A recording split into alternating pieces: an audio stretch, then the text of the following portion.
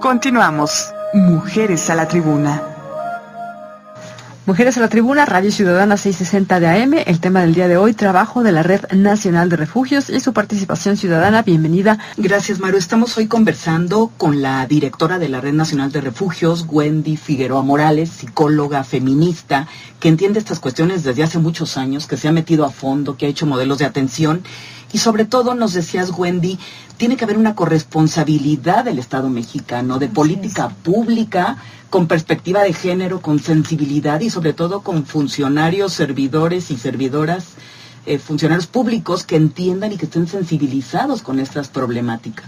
Sí, totalmente. Es impactante y lo sabemos, ¿no? En México 7 mujeres son asesinadas diariamente en la última década. Sí. Cada 4 horas una mujer, niña, adolescente, adulta mayor fue asesinada por cuestiones de género, lo cual es impactante. Sí. Y a mí sí me parece que después de todos estos años el Estado mexicano no ha identificado la prioridad que debemos de tener las mujeres en la agenda política, ¿no?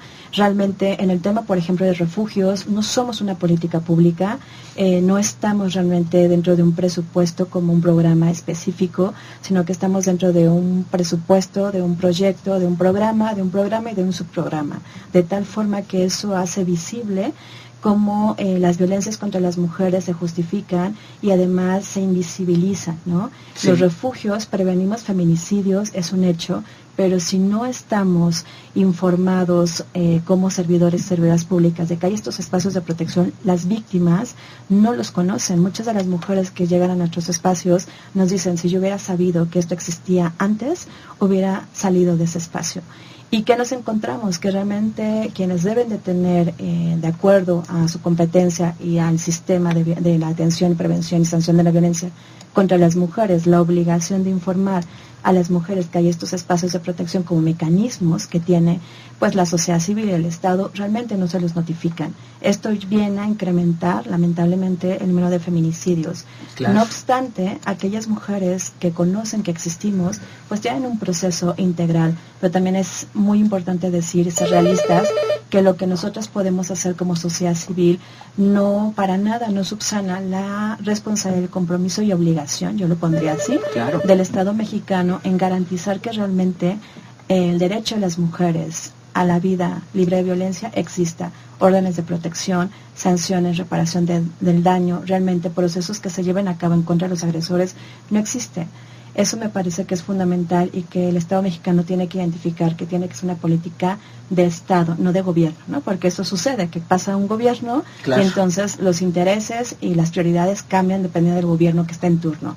Nosotras invitamos y por supuesto solicitamos al Estado mexicano que la política de protección de refugios sea una política de Estado con presupuesto fijo, porque esto significa que cada año estamos en riesgo de existir o no continuar, ¿no? Claro, de desaparecer. Exacto, porque no hay un recurso presupuestado fijo, sino que tenemos que participar en convocatorias, y siempre lo he dicho y le seguiré diciendo, la vida de las mujeres no puede estar participando en convocatorias, ¿no?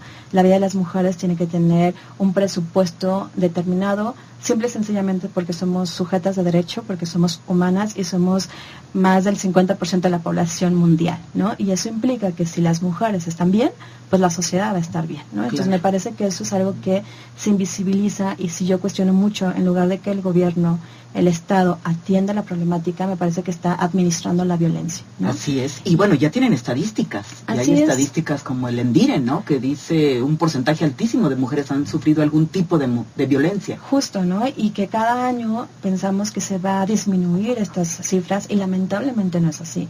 Incrementan las cifras, y cuando preguntamos qué es lo que está pasando en la política pública, pues realmente no hay políticas afirmativas. Tú lo dijiste muy bien, pueden haber políticas, pero si no tienen el enfoque de género, de derechos humanos y además la interculturalidad, no son efectivas, ¿no? Porque entonces hacemos políticas discriminatorias, excluyentes, que no están tomando en cuenta las necesidades de la población que está siendo víctima de este delito y que es real, y que no hay un solo día que no encontremos una nota con estos datos. Claro, o políticas que son paternalistas y asistencialistas, ¿no? Que siguen viendo a las mujeres como necesitadas de tutela, como menores de edad. Así es, o que siguen reforzando los estereotipos de género. Esto que acabas de decir es fundamental. te doy una beca o te doy un apoyo por el número de hijos e hijas que tienes. O sea, y entonces volvemos a reproducir que la mujer vale por el número de hijos e hijas que tiene, en lugar de preguntar cuáles son todas las secuelas que la violencia te ha dejado en la parte educativa. O sea, has accedido a tus derechos educativos, cuáles son los niveles de estudio, tus derechos económicos, espacios de recreación, espacios de vivienda digno. Eso no existe, ¿no? Entonces me parece que debemos de dejar de mirar el Estado, políticas paternalistas que siguen reproduciendo estos roles para promover políticas incluyentes que promuevan el empoderamiento de las mujeres y que además las pongan en la misma posición de sujetas de derecho y ciudadanas. Claro, sujetas de derecho, ciudadanas, autónomas, con un proyecto de vida propio. Exacto. Y no nada más tener valía por ser madre esposas o por estar junto a un hombre. Así es. Y yo sé que ustedes han estado muy activas en el Poder Legislativo. ¿Qué tanta recepción hay con estas comisiones de igualdad de género en el Senado, en la Cámara de Diputados, donde, bueno, tenemos representantes, algunas diputadas y senadoras y hombres también comprometidos con estos temas, pero ¿qué recepción han tenido ustedes con el tema de refugios? En lo particular, desde que yo estoy en estas acciones que llevan casi 6 años, la verdad es que sí hemos recibido un apoyo muy importante de la Comisión de Igualdad de Género, tanto del Senado como de la Cámara. Pero lamentablemente, y es algo que yo no logro entender qué sucede, ¿no? O sea, podemos tener la alianza de las diputadas, los diputados, la mayoría son diputadas, mujeres, ¿no? Y de las senadoras, mujeres, pero en el momento en que esto se aplica a la instancia que puede tener en el presupuesto de egresos de la Federación, la toma de decisiones, esto ya no es posible, ¿no? Me parece que al final sí hay situaciones que trastocan el ejercicio del derecho. Podemos tener la alianza no hacia la red, sino la alianza hacia la causa, y que las senadoras y las diputadas tengan muy claro cuál es el papel que tienen que hacer ellas en la parte legislativa, pero quien ya realmente aplica la política, que puede ser una secretaría, realmente no baja, ¿no? Entonces ahí nos parece que sigue habiendo esta política distorsionada donde no hay una claridad de quién tiene que tomar las decisiones. Lo hemos visto, hemos trabajado mucho en el presupuesto y se ha tomado en cuenta las necesidades de los refugios. La verdad es que yo agradezco mucho a las diputadas de la comisión, a las presidentas sobre todo, porque han escuchado las necesidades de la red nacional, pero que no son nuestras, sino que son de las mujeres que representamos, claro, ¿no? De sus usuarias. Exacto, de las mujeres, niñas y niños que atendemos y acompañamos. Pero el momento en que pasa la Secretaría de Hacienda, esto se desdibuja y entonces el presupuesto que se puso ya no lo autorizan, o si pasa a la Secretaría que lo aplica, que es la Secretaría de Salud, tampoco, ¿no? Y entonces parece ser que lo que logramos en la parte legislativa se vuelve un viacrucis para poder acceder a ello. Entonces es donde nosotras decimos, como organizaciones que promovemos realmente el derecho de las mujeres, niñas y niños a vivir libres de violencia, ¿qué pasa? ¿En dónde se pierde? Me parece que hay un cuello de botella donde todo lo que puedes tú generar y gestionar se queda estancado por ciertas personas o instancias que no identifican cuál es la prioridad de la atención. Para nosotros la prioridad son las mujeres, sus hijos e hijas en el centro de la atención. Más allá de cualquier cuestión burocrática, más allá de cualquier convocatoria, tiene que ser la vida de las mujeres, niños y niñas. Entonces, eso se desvirtúa y eso llega a una cierta frustración, pero te soy honesta, Lourdes, eso no nos limita a seguir buscando la incidencia y creyendo que en algún momento quienes están tomando las decisiones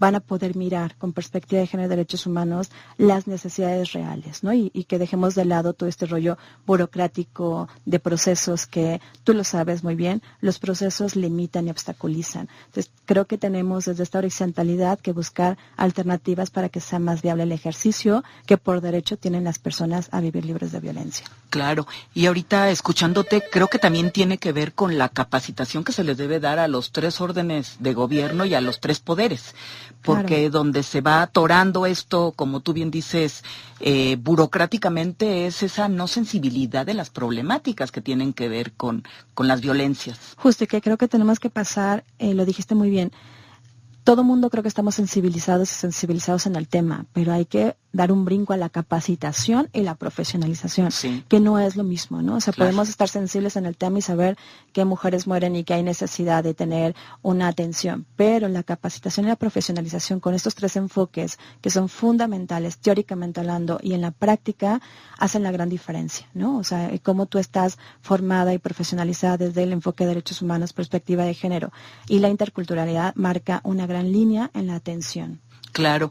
Y tú me podrías decir, sobre todo con la experiencia que tienes, que el capacitarse y profesionalizarse pasa por una introyección de las cuestiones, de las desigualdades y las exclusiones. Así es. Es muy fuerte, ¿no? Es muy fuerte porque te atraviesa, ¿no? Claro. Y nosotros llamamos que cada día tenemos que resignificarnos, porque el hecho de que nosotros estemos en este tema, no estamos exentos de estar en una sociedad misógina, machista, patriarcal, donde podemos envolvernos, ¿no? La diferencia es qué tanto cada día yo hago esta resignificación, mirarme hacia adentro e identificar si mis prácticas están llevando a promover una igualdad sustantiva o a promover realmente, nuevamente, las cuestiones de exclusión, ¿no?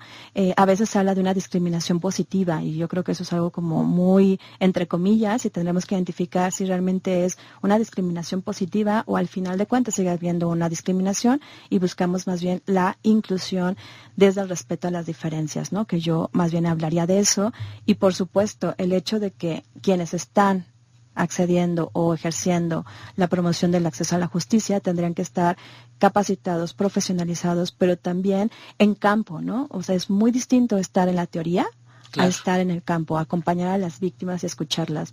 Yo creo que si todas las personas tomadoras de decisiones de este país pudieran escuchar en realidad a las mujeres, a las niñas y a los niños, sus testimonios, sus necesidades, dejaríamos de crear políticas alejadas a una realidad. Yo siempre he dicho, las expertas en la vida de las mujeres son ellas mismas. Yo puedo ser experta en la teoría y en la práctica, pero en su vida son ellas. Claro. ¿Y qué te parece si ahorita, después de esta pausa, tocamos estos temas tan importantes, el acompañamiento, el testimonio, la empatía, no nada más desde la parte teórica, sino sí tienes que tener muchas habilidades para poder estar en un refugio, ¿no? Y esa atención integral que hay que dar a las mujeres. Continuamos. Mujeres a la tribuna.